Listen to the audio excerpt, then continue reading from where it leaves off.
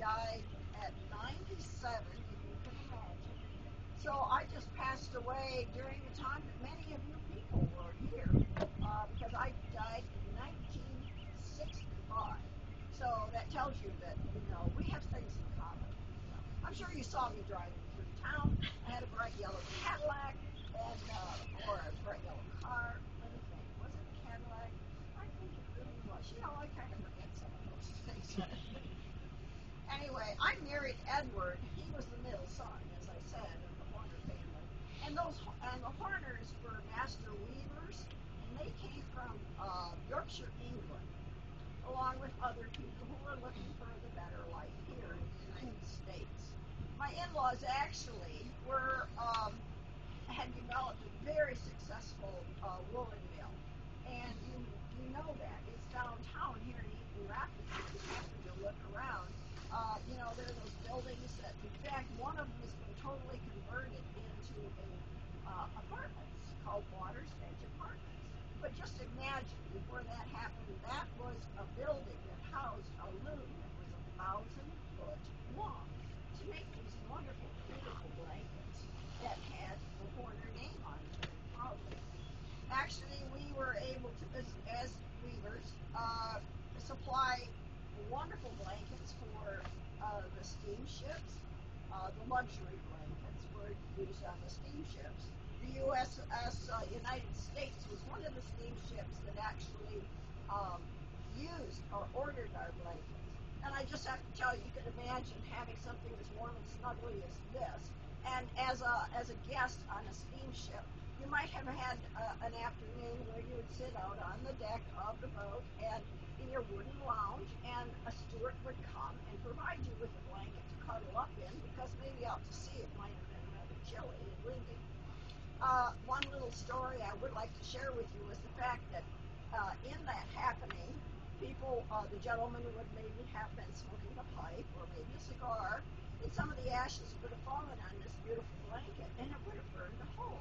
Well, the company itself did not want anything like that to go astray.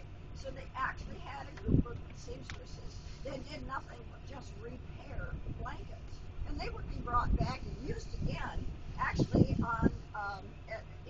in the pet kennels that were on the ship. Can you imagine that you could bring your pets along with you on your voyage across the sea from Great Britain to the United States? And your pets had this wonderful blanket that was just as cozy as you were. Also included in our wonderful history is the fact that we made blankets for the U.S. Army during World War I, as well as part of World War II. Those kind of ugly green ones. I really didn't like that color. I really liked some of the more colorful, prettier ones, like this nice shade of green we have here. Oh, my goodness. There goes the wind. We would make them up also for the auto industry, would have special commemorative blankets. And also the U.S. Army cadets were given blankets, and we had a special blanket that we used for them. While we were here in Eaton Rapids, we were great benefactors of many things here in town. And one of the things was the fact that we had 1,300 employees at one time, you can imagine. Well, they all had to have a place to live. So our family, the Horner family, provided housing, boarding houses for the employees. Many times it would be a group of young women that would be living together, and young men for that matter. So we were always providing for the community.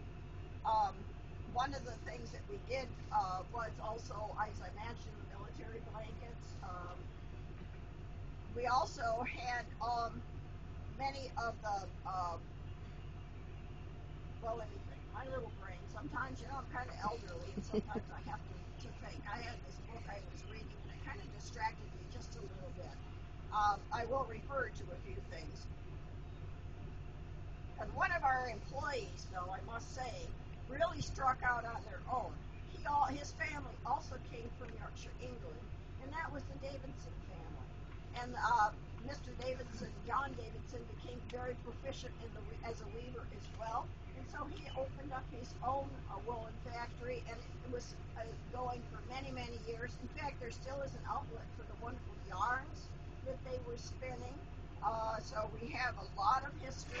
One of the things I didn't mention before was this lovely little loom hair for spinning the yarn, the wool into yarn. That would have been similar to one that I would have used as a child, even as short and small as it is, because I really, as a young woman, had to have something to do with my time, and that was a wonderful thing. And of course, that's what attracted me to Edward. His family was very prominent in the weaving and spinning. So this is why I have this with me. It's one of my keepsake ideas of how I lived and what was necessary for young women to do. So I really appreciate you having come by today. I'm sorry it wasn't a little sunnier.